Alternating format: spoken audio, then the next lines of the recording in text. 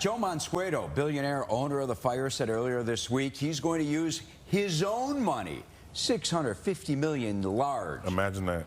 How about that? To bankroll a brand new 22,000-seat soccer-only stadium in the South Loop on that vacant land known as the 78. Gabe, you are Mr. Fire. That I am. You talked with Mansueto after the announcement. Does this guy feel like he beat out the Bears and White Sox for a spot in the city that's ideal for a soccer stadium, and frankly, and I live in the South Loop, in an area that is begging for life? Dying for life over the last 40 years. I wouldn't say, beating them out. I don't want to use those kinds of words.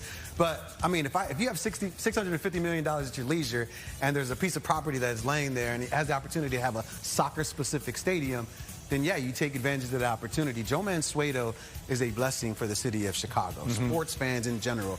I mean, when you're talking about MLS as a whole, I was this weekend on myself watching all the stadiums across MLS. You're saying to yourself, yeah, the city of Chicago deserves something like this. So the fact that he swooped in and did it on his own, with the Related Midwest. Thank you, Midwest. I think it was a perfect pairing, but again, it's something that the city of Chicago needed, and Joe's a good guy to do it. It's transformational, Lou. I think you're exactly right. The area of the city, the development that city, part of the city needs, and I don't think that it excludes the White Sox, who came out a day later. Yes, the Fire claimed dibs. Good for them. Very clever video, by the way. But the White Sox say, hey, there's room for two. And I applaud that aggressiveness if indeed they follow through with it. Justin Ishbia is involved. Why is he involved? I can't imagine he's going to sit back while there's an opportunity here to build a ballpark on a patch of land where there is room for two stadiums, two structures. And if that's the case, then this is the beginning of something very special in the South Loop. Good for Joe Mansueto for starting it. Mansueto says that stadiums should be privately financed. Yes. By the team owners. Yes. You agree? Of course I agree. Nobody in this economic and political climate in Chicago or any other major city is going to disagree today. This is not the 1990s. Joe Mansueto has the wherewithal to accomplish what he says he wants to do, and he went out and he did it. Congratulations. Can Jerry Reinsdorf have that? Does he have that kind of capital? No. You know what, though? That's why Justin Ishbia is involved, because he does. And it would not surprise me, and I said this on The Score on Friday. I actually did a commentary that has gone viral on social media here at Fox, that I truly believe that the White Sox, all along with Ishbia, were going to build their own ballpark on the 78. Weren't ready to make the announcement until Mansueto came out, and then they said, oh, we better go out there and tell the world that Ishbia is part of what we're doing here. And sometime soon, Herb, I think we'll learn that at the same time that they build the soccer stadium, they'll be building a ballpark for the White Sox as well. Remember, the lease at the rate ends at the end of 2029. Lou, sometimes you got to be pushed to do the right thing, right? You know what you should be doing. You know where it probably should be done. Sometimes you just have to be pushed to do it.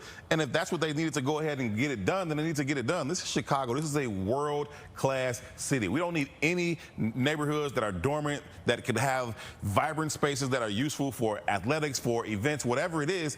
Put them there, right? You look at Philadelphia. They've got an entire sports complex. All of their teams play pretty much in the same radius. Like this. You're exactly right. And if, by the way, bringing the Bears in here to be full circle, if the Fire break ground before the Bears do in Arlington Heights, of course they will. Then somebody at Hallis Hall better be asking some very difficult questions, because how does that happen? Joe Mansueto swoops in and is going to beat Kevin Warren to the Cranes? The biggest breaking ground? The biggest difference, right, is that the NFL and Major League Baseball, they feel like they can leverage their teams against states, right, to get those funds. Joe Mansueto and the Chicago Fire don't have that luxury, and that's where those dollars come in. But, this is Chicago. Coming back to your point about the White Sox, and when it comes to dibs, sometimes you got to move the chair a little bit over so that your car can fit inside that parking spot. And I think that there's other teams like the White Sox that are willing to do that. Guys, Ishbia getting involved in the White Sox, what does that mean? What's going to happen?